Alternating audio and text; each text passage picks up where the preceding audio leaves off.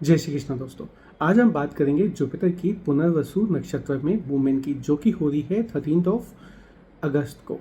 देखिए, पहले तो हम समझें कि पुनर्वसु जो नक्षत्र होता है वो होता क्या है। ये जो नक्षत्र है ये जुपिटर का ही नक्षत्र है।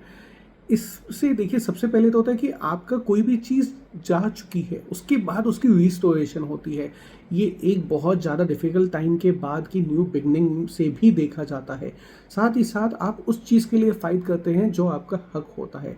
देखिए, ये जुपिटर का नक्षत्र है, तो यहाँ पे सबसे ज़्यादा प्रॉब्लम तब आती है जब आप लालच में पड़ते हैं। अगर आप किसी भी चीज़ के लालच में पड़ते हैं तो ये वाला टाइम आपके लिए बहुत ज़्यादा प्रॉब्लम करेगा। लेकिन अगर आप कोई भी चीज़ के लिए मेहनत करते हैं जो कि आपकी अपनी है और वो रिसर्च करते हैं, आप स्पिरिचुअल हैं, आप ट्रांसफॉर्मेशन में बिलीव करते हैं, तो ये वाला टाइम आपके लिए बहुत अच्छा जाएगा।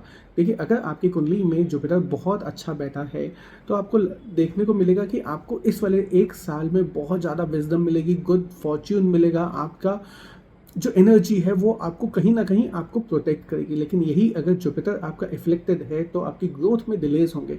देखिए, आपको मौका तो बार बार मिलेगा क्योंकि ये जुपिटर का नक्षत्र है और जुपिटर अपने ही नक्षत्र में गोचर कर रहे हैं, तो आपको मौका मिलेगा। लेकिन उस मौके को आप कैसे फ़ायदा उठाते हैं उस पर डिपेंड करता है।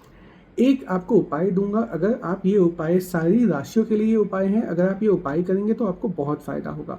देखिए, सबसे पहले तो वास्तु के हिसाब से उपाय दे रहा हूँ।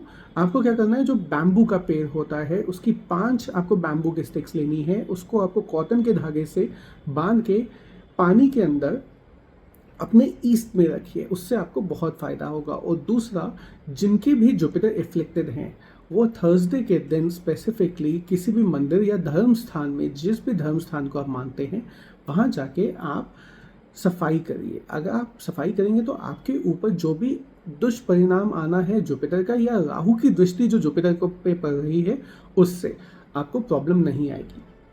चलिए, अब इंडिविजुअल राशियों के लिए शुरू करते हैं। और ये जो मैं आपको गोचर बता रहा हूँ ये मैं बता रहा हूँ मून साइन के हिसाब से। तो सबसे पहले हम शुरू करेंगे मेष राशि से। देखिए, ये मूवमेंट आपके लिए बहुत ज़्यादा अच्छी है। मूवमेंट आपके 3rd हाउस में है और कहीं ना कहीं थोड़ा इफेक्ट आपको 4th हाउस का भी होगा। आपके जो पब्लिक कॉन्टैक्ट्स हैं वो इंक्रीज होंगे। अगर आप खासकर मीडिया ट्रैवल इंडस्ट्री से बिलोंग करते हैं तो ये गोचर आपके लिए बहुत अच्छा रहेगा। अगर आपको कहीं प्रॉब्लम आती है तो आप ट्रैवलिंग शुरू करिए इस टाइम पे, क्योंकि आप जितना ट्रैवल करेंगे उतना आपको लाइफ में अपने चेंजेस दिखेंगे, उतना ही आपकी ग्रोथ होगी। चलिए, अब बात करते हैं हम टोरस यानी कि वृषभ राशि के लिए। आपकी जो मूवमेंट है वो 2nd और 3rd हाउस में हो रही है। आप जितना अपने काम में एफर्ट्स डालेंगे उतना ही आपको रिजल्ट मिलेगा।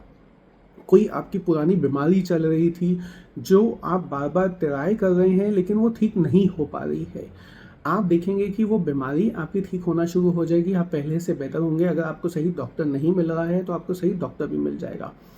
साथ ही साथ आपकी जो प्रोफेशनल लाइफ है उसमें आपको इम्प्रूवमेंट दिखेगी। और अब हम बात करें मिथुन राशि के लिए, तो मिथुन राशि के लिए तो ये बहुत ही ज़्यादा अच्छा समय है। आपके 1st और 2nd हाउस से ये गोचर जा रहा है। आपका जो स्टेटस है वो बहुत ज़्यादा इंक्रीज होगा। आपका जो मनी से रिलेटेड इश्यूज चल रहे थे वो आपके बेटर होंगे। आपके पास इनकम सोर्स नए आएंगे। आपके जो पेंडिंग वर्क्स हैं वो कंप्लीट होंगे। कहीं ना कहीं आपको उन लोगों से सपोर्ट मिलेगा जिनका आप सपोर्ट बहुत टाइम से चाह रहे थे। अगर आप टीचिंग से रिलेटेड कुछ काम करते हैं, आप कंसल्टेशन से रिलेटेड कुछ काम करते हैं, तो आपके लिए बहुत ज़्यादा अच्छा समय है। चलिए, अब चलते हैं कर्क यानी कि कैंसर के लिए। आपके लिए जो मूवमेंट है वो ओके मूवमेंट है, ज़्यादा अच्छी भी नहीं है, ज़्यादा बुरी भी नहीं है, क्योंकि आपकी जो मूवमेंट है, गोचर है, वो 12th हाउस से रिलेटेड है। इन 12th हाउस कहीं ना कहीं खर्चों को दिखाता है। लेकिन अच्छी बात यह है कि ये खर्चे आपके रिलीजियस एक्टिविटीज़ में होंगे। और यही अगर आप कहीं बाहर ट्रैवल करते हैं, इंपोर्ट या एक्सपोर्ट से काम से आप रिलेट करते हैं, तो ये वाला समय आपको बहुत अच्छा जाएगा। लेकिन अगर आप कोई भी खर्चा रिलीजियस पर्पस पे करेंगे तो आपके लिए गोचर अच्छा है। लेकिन अगर आप यही खर्चा डोमेस्टिक लाइफ पे अपने ऐशो आराम के लिए करेंगे तो कहीं ना कहीं वो खर्चा आपको फ़ायदा नहीं पहुंचाएगा। तो इस समय में आप जितने धार्मिक काम करें उतना आपके लिए ज़्यादा अच्छा रहेगा। चलिए, अब हम बात करते हैं सिंह यानी कि लियो के लिए। देखिए, आपके लिए गोचर जो है वो 11th हाउस से हो रहा है, तो कहीं ना कहीं आपको एकदम से सडन बेनिफिट होगा पैसों का। आपके एक्सपेंसेस भी इंक्रीज होंगे, लेकिन वो जो एक्सपेंसेस इंक्रीज होंगे वो कहीं ना कहीं आपके पास पैसा आ भी जाएगा सडनली। तो आप मनी की टेंशन ना लीजिए खर्चा करने से पहले। और कोई ना कोई आप नया काम स्टार्ट करने की सोच रहे हैं, अपने दोस्तों के साथ मिलकर कोई बिजनेस शुरू करने की सोच रहे हैं, तो उस पर आप कायम रहिए, आपके लिए वो बहुत अच्छा रहेगा। चलिए अब चलते हैं कन्या यानी कि वर्ग राशि के लिए। ये गोचर आपके 10th हाउस से हो रहा है, आपको कहीं ना कहीं रिकॉग्निशन मिलेगी। आपका ये जो रिकॉग्निशन है, ये मिलने का आपको बस एक ही चीज़ है कि आप एथिकली अपना काम करिए, आप डिसिप्लिन से काम करिए, आपको ग्रोथ मिलेगी ही मिलेगी। लेकिन यही अगर आपने शॉर्टकट्स अपनाए, आपने राहु को अपनी लाइफ में लेके आए जहाँ पे आप शॉर्टकट्स लेंगे और कोई ऐसी प्रैक्टिस जो कि होनी नहीं चाहिए, तो आपको प्रॉब्लम होगी। तो आपको ये रिकॉग्निशन या आपकी ग्रोथ आपकी लाइफ में नहीं आएगी। तो अगर आप ग्रोथ लेना चाहते हैं तो आप खासकर देखिए कि आप शॉर्टकट्स बिल्कुल भी नहीं अपनाएं। चलिए अब बात करते हैं लिब्रा यानी कि तुला राशि के लिए। ये गोचर आपके 9th हाउस में हो रहा है। ये आपके बचे हुए रुके हुए कामों को कंप्लीट करेगा। आपकी ग्रोथ भी बहुत अच्छी होगी इस समय में। आपने जो भी मन में सोचा हुआ है आप उसको एग्जीक्यूट कर पाओगे, और वो एग्जीक्यूशन आपको कहीं ना कहीं मनी और ग्रोथ दोनों ही ला के देगी। अब हम बात करते हैं स्कॉर्पियो यानी कि वृश्चिक राशि के लिए। देखिए ये आपके 8th हाउस से गोचर कर रहा है, कुछ ना कुछ इफेक्ट आपको ये 9th हाउस के भी देंगे।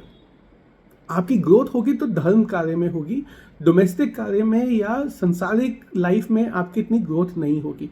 आपके खर्चे इंक्रीज होंगे, लेकिन वो खर्चे कहीं ना कहीं आपको लॉन्ग टर्म बेनिफिट्स देंगे। आपको इस समय में खासकर लालच नहीं करना है, पैसा आपके पास आएगा और जाएगा भी।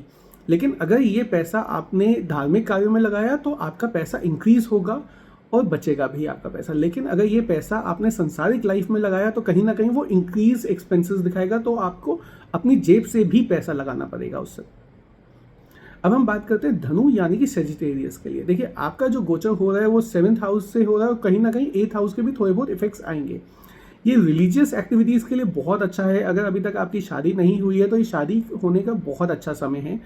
और हाँ, जिनकी शादी हो चुकी है उनकी दोबारा शादी नहीं होगी, लेकिन हाँ उनकी शादी में कोई प्रॉब्लम आ रही थी तो वो खत्म हो जाएगी। आपको बस एक चीज़ देखना है, लालच से बचें और शॉर्टकट्स नहीं अपनाएं अपनी लाइफ में। अब बात करते हैं कैप्रिकॉर्न यानी कि मकर राशि की। देखिए ये गोचर आपके 6th हाउस से हो रहा है, जिससे कि आपको जॉब या कैरियर में बहुत ज़्यादा फायदा होगा। अगर आपकी कोई वहाँ पे फाइल्स चल रही थी, आपकी कोई वहाँ पे प्रमोशन की बात अटकी हुई थी, वो दोनों चीज़ें पूरी हो जाएंगी। आपकी जो प्रमोशन है वो हो जाएगी, आपकी कोई फाइल चल रही है वो ख़त्म हो जाएगी। लेकिन इस समय में आपको अपने हेल्थ का खास ख्याल रखना है और कोई नए आपको प्रॉब्लम में नहीं फंसना है जहाँ पे आपको किसी से लड़ाई होए। आपको वो चीज़ से बचना है क्योंकि वहाँ पे आपको दिक्कतें आएंगी। चलिए अब बात करते हैं एक्वेरियस यानी कि कुंभ राशि की। देखिए गोचर आपके 5th हाउस से हो रहा है, आपकी लर्निंग्स के लिए बहुत अच्छा समय है। अगर आप किसी कॉम्पिटिटिव पेपर्स की ट्राई कर रहे हैं आपके लिए बहुत अच्छा है। आप अपनी जॉब में प्रमोशन की वेट कर रहे हैं वो भी अच्छा है। इनफैक्ट अगर आप अपने बिजनेस को एक्सपैंड करना चाह रहे हैं, उसको नई ऊंचाइयों में पहुंचाना के लिए लेके जा रहे हैं, वो भी आपके लिए बहुत अच्छा रहेगा। चलिए अब बात करते हैं पाइसेस यानी कि मीन राशि के लिए। देखिए गोचर आपके 4th हाउस से हो रहा है, कहीं ना कहीं आपका जो काम है, आपके जो मनी है, आपका जो स्टेटस है उसमें बहुत ज़्यादा आपको फ़ायदा होगा।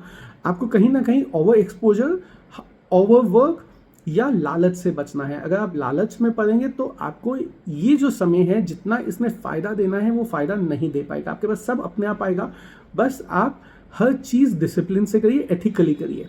एंड आप कि जितनी भी राशियां हैं, अगर आपको कोई भी प्रॉब्लम आ रही है तो मैंने स्टार्टिंग में जो उपाय बताए हैं उनको ज़रूर करिए। जय श्री कृष्णा दोस्तों।